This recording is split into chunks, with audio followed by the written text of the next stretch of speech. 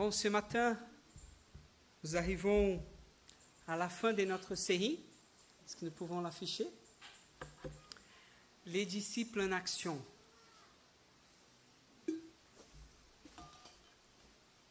Et l'épître de Jacques, celle dans laquelle nous parcourons depuis, elle nous invite, il nous a invités depuis le début à cette action en tant que disciples. Et c'est bien parce que nous allons finir avec une des actions les plus importantes et les plus significatives, qui est la prière. Notre sœur Isabelle Gonzalez, qui n'est pas là, pour ceux qui n'ont pas reçu, qui ne font pas partie du groupe WhatsApp de l'Église, sa petite fille est née. Et Léa a donné naissance à la petite Luz. J'espère que c'est comme ça qu'on prononce. En tout cas, c'est comme ça en portugais. Luz. Voilà, et donc, elle est née la nuit du jeudi du vendredi vers le samedi, c'est ça? Oui, merci. Mais Isabelle, elle a dit une chose, elle a dit une phrase. Pour elle, la prière, c'est comme respirer. Est-ce que pour vous aussi? Amen, j'espère. En tout cas, nous allons entrer dans ce texte de Jacques qui vient pour clôturer cette série. Et je vous invite alors de verset 12 au verset 13. Et dans ma version, il nous a dit, « Avant tout, frères et sœurs, ne faites pas des serments, ni par le ciel, ni par la terre, ni par n'importe quoi d'autre. Que votre oui soit un vrai oui, et que votre non soit non, afin que vous ne tombiez pas sous le coup de la condamnation. L'un de vous passait-il par la souffrance qu'il prie? Un autre est-il dans la joie qu'il chante des cantiques? L'un de vous est-il malade qu'il appelle les responsables de l'Église, qui prieront pour lui, après lui avoir fait une onction d'huile au nom du Seigneur. La prière faite avec foi obtiendra la guérison du malade, et le Seigneur le relèvera. S'il a commis quelque péché, il lui sera pardonné. Confessez vos péchés les uns aux autres et priez les uns pour les autres afin que vous soyez guéris. Quand un juste prie, sa prière est d'une grande efficacité. Élie était un homme tout à fait semblable à nous. Il pria avec insistance pour qu'il ne pleuve pas. Et pendant 3 ans et demi, il ne tomba pas de pluie sur le sol. Puis, il pria de nouveau, et le ciel redonna la pluie, et la terre produit ses récoltes. Amen. Je vous invite à prier. Seigneur notre Père Céleste, au nom de Jésus, nous te remercions pour ta parole que nous venons de lire.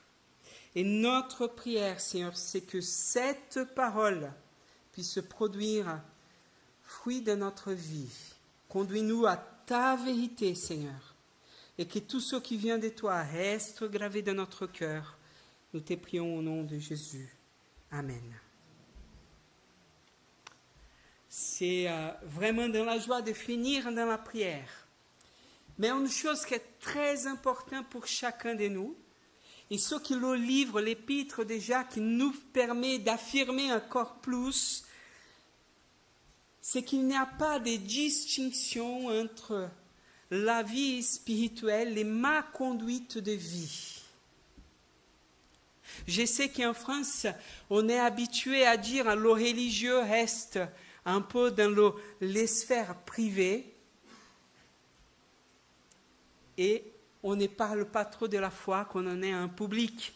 Or, je voulais commencer par cette affirmation que je trouve importante là où nous sommes, c'est que foi et vie marchent ensemble. Tu ne peux pas vouloir prier comme un juste prie et avoir de côté une vie qui ne rend pas gloire à Dieu. Et le contraire, il est aussi vrai. Vous ne pouvez pas être impacté par la présence de Dieu, recevoir son Saint-Esprit et continuer à vivre tel que vous vivez avant. Continuez à vivre dans le même péché que vous vivez avant. C'est pour ça que le verset 12, qui semble un peu comme une espèce de poisson dans la soupe, c'est ça l'expression? Une mouche dans la soupe. Un cheveu.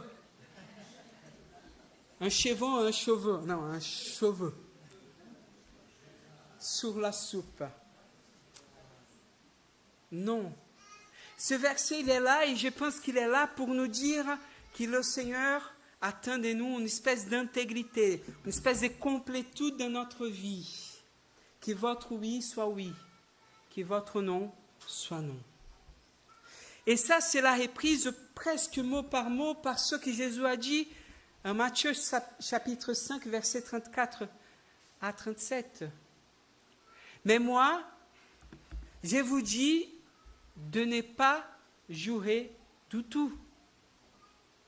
Ni par le ciel, parce que c'est là le trône de Dieu, ni par la terre, parce que c'est son marchepied, ni par Jérusalem, parce que c'est la ville du grand roi. Ne jure pas non plus par ta tête, car tu ne peux rendre un seul cheveu blanc ou noir. Que votre parole soit oui, oui, non, non. Ce qu'on y ajoute vient du mauvais. D'ailleurs, Jésus va reprendre cette même expression en Matthieu 23 pour parler exactement de cette injustice. Et pourquoi c'est oui, oui et non, non? Tout simplement parce que Dieu veut que notre parole ne soit pas ambiguë. En Matthieu 23, Jésus est en train de dénoncer cette sorte d'ambiguïté, cette espèce de façon qu'on avait à l'époque de ne pas tenir sa parole. Et jurer et prêter serment, c'était une façon de dire, quand je dis ça, c'est la vérité. Quand je dis pas ça, c'est pas grave si je n'accomplis pas ma parole. Si ma parole est oui, oui et non, non, je n'ai pas besoin de faire de serment. Je n'ai pas besoin de jurer. Si je vous dis, c'est parce que c'est la vérité. Voilà en quoi on va nous introduire finalement à la prière. Avant d'entrer dans la prière du juste, la prière de la foi, nous sommes interpellés à avoir une position, une posture de ceux et celles qui sont fidèles avant tout à ce qu'il dit.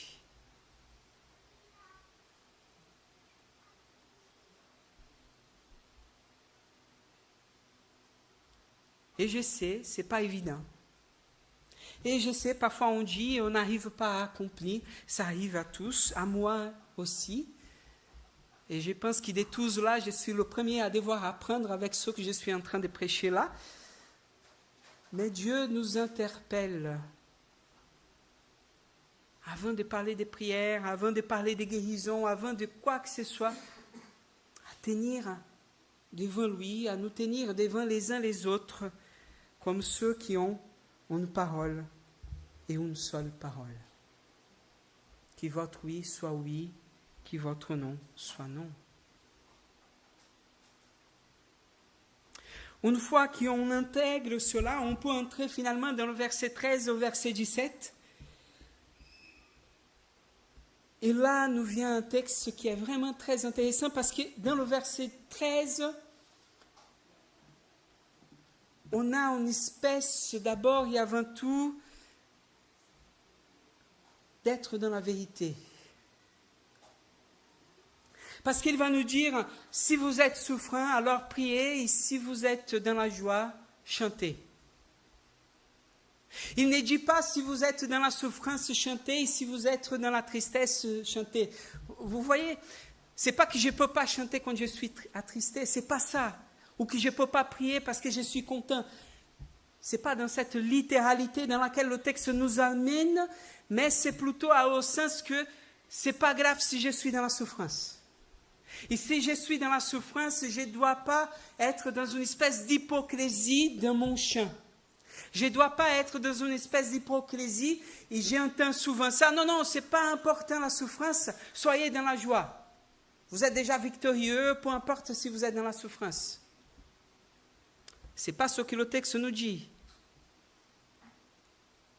Verset 13, il est là pour nous dire, mais comme Job, au moment de sa souffrance, qu'est-ce qu'il fait? Il interpelle Dieu dans sa souffrance. Comme Job, au moment de sa souffrance, il veut comprendre le pourquoi il est en train de souffrir. Comme Job, au moment de sa souffrance, il doit faire confiance à Dieu parce qu'il ne comprend pas tout. Mais comme Job, comme David, quand son fils était malade, se mettait dans la prière, il priait, il priait, il priait. Il n'était pas dans le cantique de glorification à Dieu, non, il était dans la prière de supplication.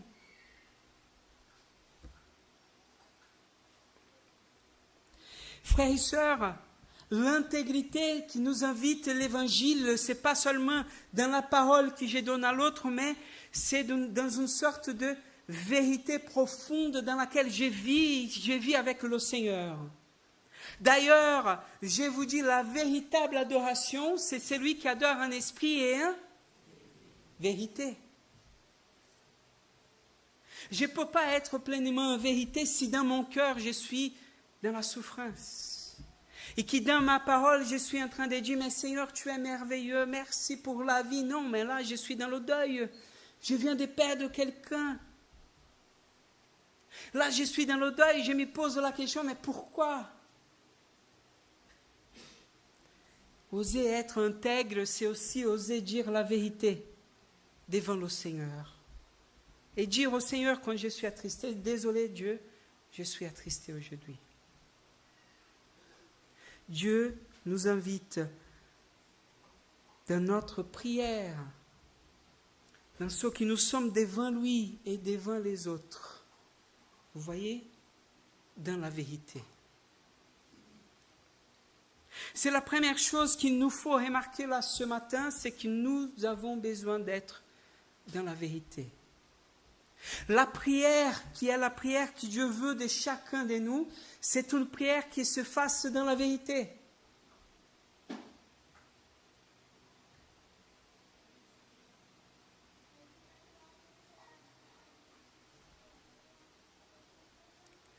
C'est qu'on puisse rendre notre cœur dans notre prière.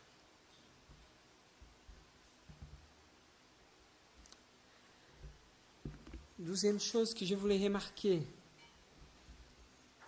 c'est que du verset 14 jusqu'au verset 16, il va parler de celui qui est malade, qu'il appelle les responsables de l'Église, qui prieront pour lui, après lui avoir fait une onction de huile au nom du Seigneur.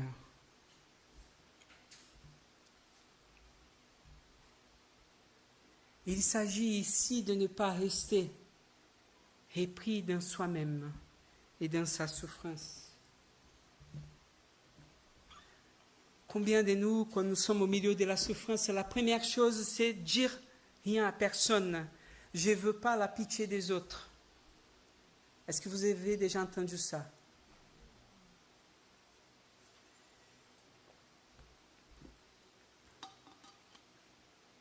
Jacques nous invite de ne pas rester dans notre souffrance, tout seul dans notre coin, de ne pas s'y replier sur nous-mêmes, mais de chercher dans la communauté le soutien que nous avons besoin dans le moment de la souffrance. L'Église nous est donnée, frères et sœurs, pour que nous puissions vivre pleinement la grâce que l'Évangile nous apporte. Vous savez, nous sommes dans le déjà, mais pas encore. Ça veut dire que nous avons toute la liberté en Jésus-Christ. Nous avons toute la grâce en Jésus qui nous a été offerte. Nous avons la puissance dans le Saint-Esprit qui agit parmi nous et en nous. Et pourtant, nous sommes encore dans cette terre. Nous sommes encore dans ces corps mortels. Et nous sommes encore dans la corruption du péché qui est là.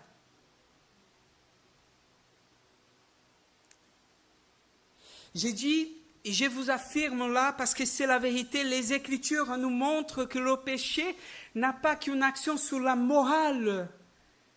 Nous avons besoin, bien entendu, de rendre ça devant le Seigneur, de nous repentir et de demander pardon. Mais le péché, tel que la parole nous dévoile, est entré dans le monde et a corrompu toute la nature.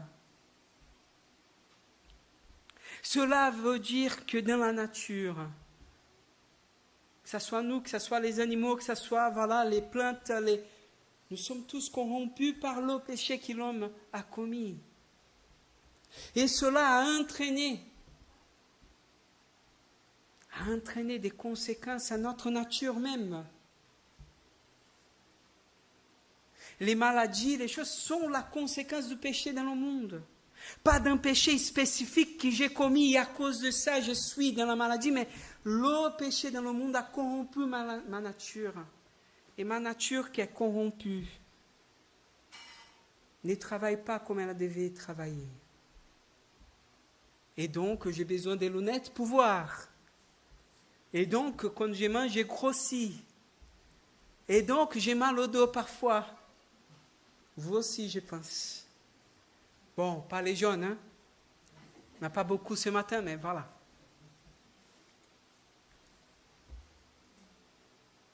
Et tant que nous sommes dans cette nature, nous serons dans les tribulations que cette nature va nous produire.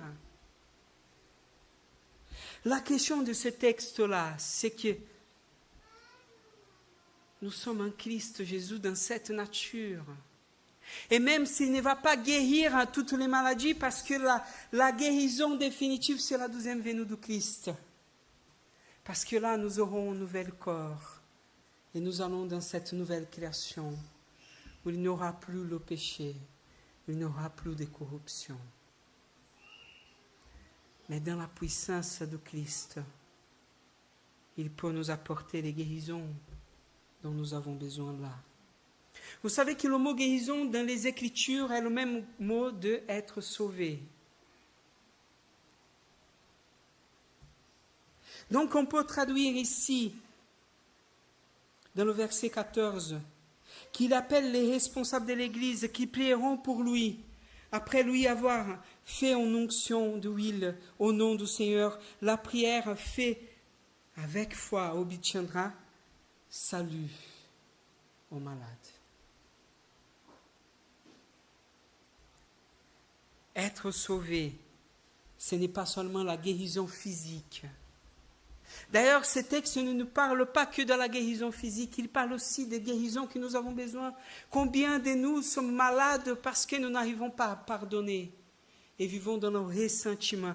Combien de nous sommes malades parce que nous n'arrivons pas à vaincre certains traumatismes de notre passé?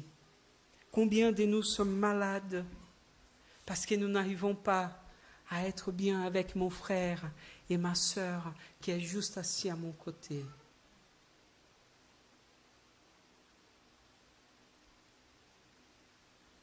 Cette parole nous invite à une guérison pleine et complète, physique, émotionnelle et spirituelle. Ça serait restreint de le comprendre que du côté physique. Mais cette parole nous invite aussi à avoir courage pour prier à Dieu et demander ce que nous avons dans notre cœur. La prière du juste. Il va nous mentionner Élie. Pour comprendre la mention d'Élie et de cette histoire, il faut aller 1 Roi, chapitre 17 à 19, 12e Roi, chapitre 17 et 19, dans laquelle Élie, sans recevoir aucune demande de Dieu, il va prier avec insistance pour que la pluie s'arrête. Et la pluie va s'arrêter. Cette pluie qui va s'arrêter va enclencher plusieurs conséquences, et pas que des positives pour la vie d'Élie. Élie va passer par des moments difficiles entre-temps. Entre ces deux prières qu'il va nous dire ici, la prière pour arrêter la pluie, la prière pour que la pluie revienne, il y a des choses difficiles qu'Élie va vivre. Notamment la dispute avec les prophètes de Baal. Notamment la persécution qui va l'entraîner dans une espèce de dépression. Au point qu'il va aller au désert et qu'il va dire à Dieu, Dieu, enlève ma vie.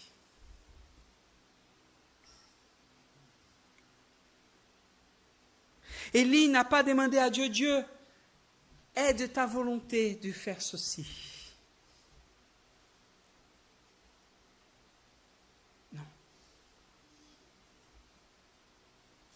Oser prier, c'est oser dire à Dieu ce que j'ai dans mon cœur.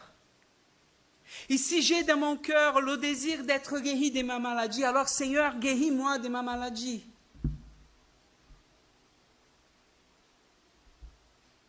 Seigneur, guéris cette personne.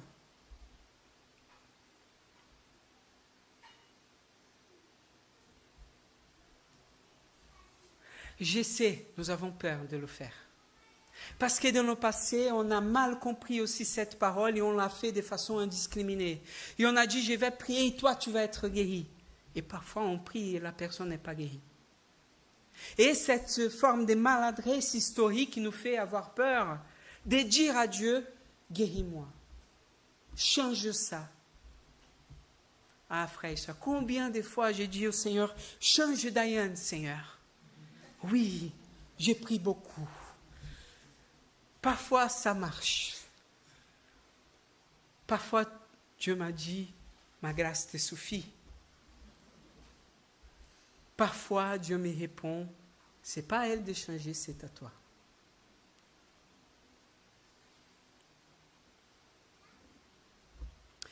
Là où je veux venir, c'est que la guérison qu'il va nous parler ici, ce n'est pas seulement la guérison physique, mais c'est la compréhension de la volonté de Dieu dans ce que je vis. Être sauvé, c'est redevenir à nouveau au cours de ce que Dieu souhaite pour moi. Être guéri, c'est à nouveau avoir une vie.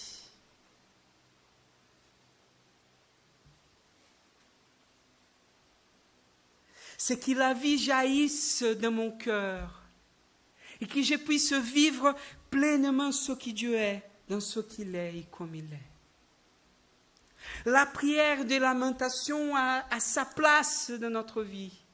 Mais s'ouvrir à Dieu, demander l'aide et s'ouvrir à que Dieu puisse transformer ma réalité, c'est ouvrir la possibilité que je sors de cette espèce de prison que la maladie, que la souffrance m'a mis pour vivre pleinement ce que Dieu veut pour moi.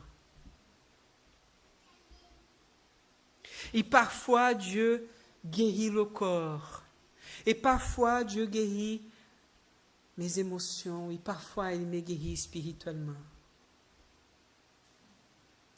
Parce que, frères et sœurs, et nous avons dit, et au tout début de l'épître de Jacques, il va dire que l'épreuve est donnée par Dieu pour purifier notre foi. Et moi, je suis convaincu que parfois, la maladie, la réalité de la maladie, et j'ai vécu ça dans mon histoire, elle est là pour nous amener à la libération de Dieu.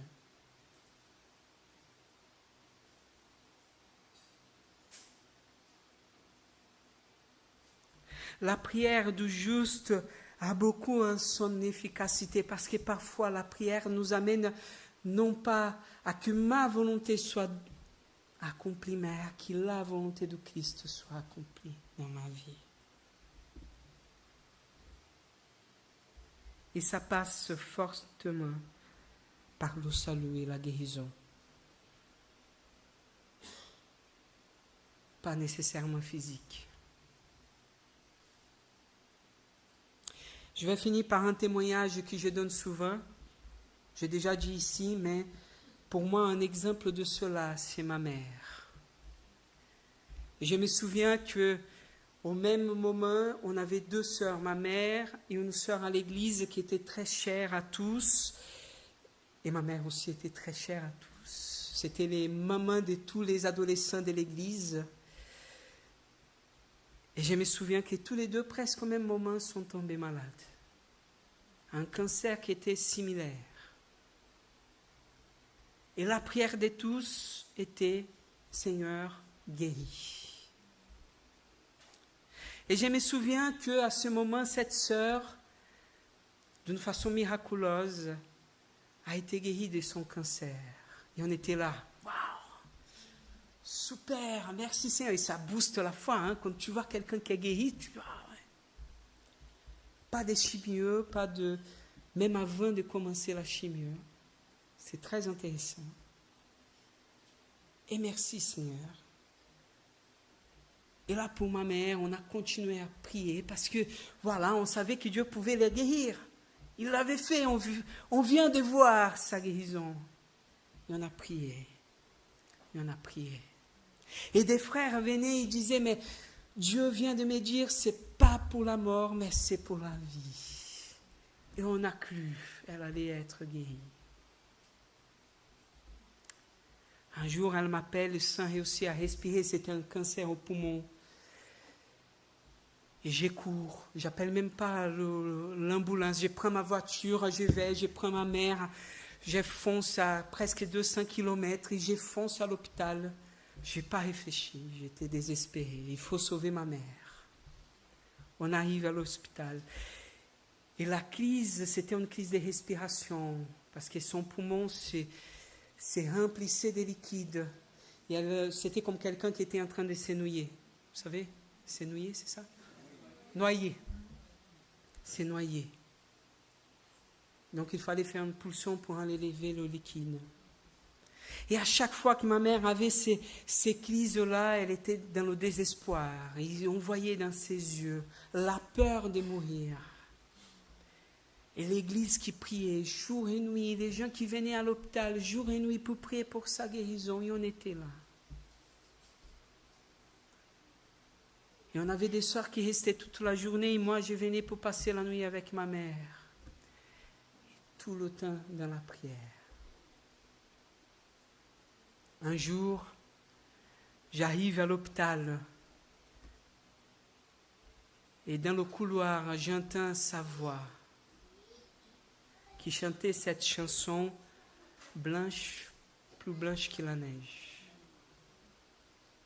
J'entre, il y avait une ambiance différente. Il n'y avait plus la peur, c'était la joie. Et ma mère qui disait, cette nuit, Dieu était là. Il m'a libérée, je n'ai plus peur. Je suis prête à qu'il fasse sa volonté.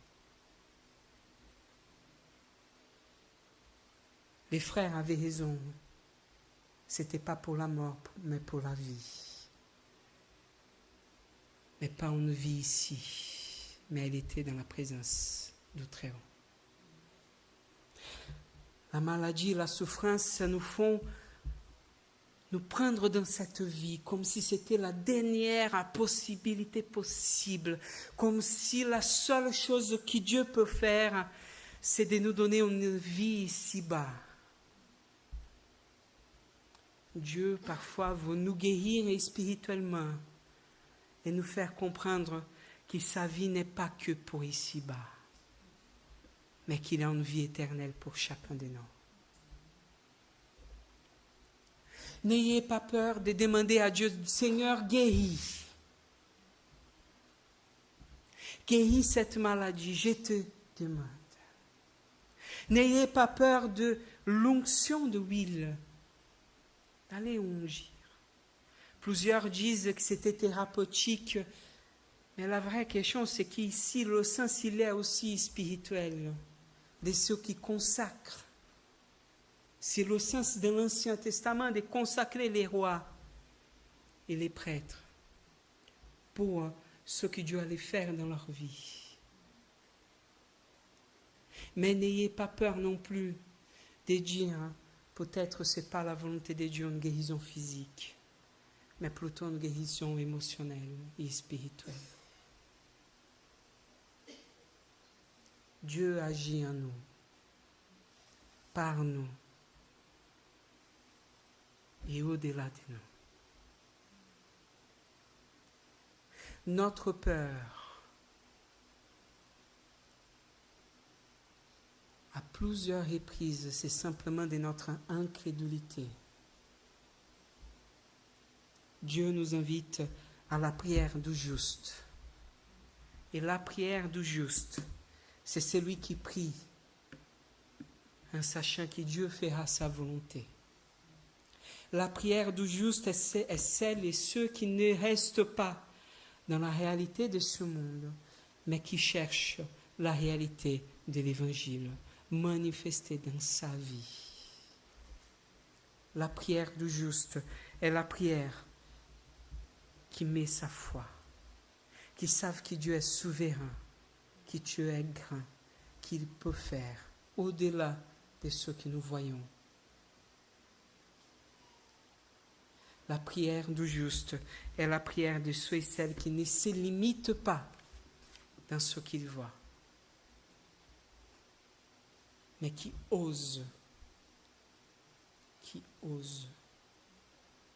qui a le courage aussi de se tromper parfois, mais qui a le courage de demander au Seigneur, parce qu'il sait que le Seigneur peut le faire. Je veux vous encourager ce matin, frères et sœurs. Ne restez pas dans ta douleur, dans ta souffrance. Appelez les responsables de l'Église, les frères et sœurs, les personnes qui vous avez contact. Appelez, prions. N'ayez pas peur du regard, du jugement des autres.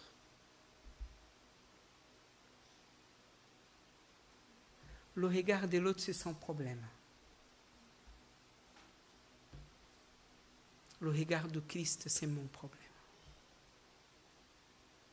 Cherchons simplement la volonté de Dieu pour que Dieu puisse la manifester dans notre vie. Je vous invite à prier. Seigneur notre Père Céleste, au nom de Jésus, nous voulons te prier, te glorifier, parce que nous savons, Père, que ce que nous vivons aujourd'hui, c'est par ta grâce que nous le vivons. Seigneur, je ne sais pas la situation des frères et sœurs qui sont dans leur maison. Certains sont malades. Certains, Seigneur, attendent depuis 2 mois, même des années, ta guérison.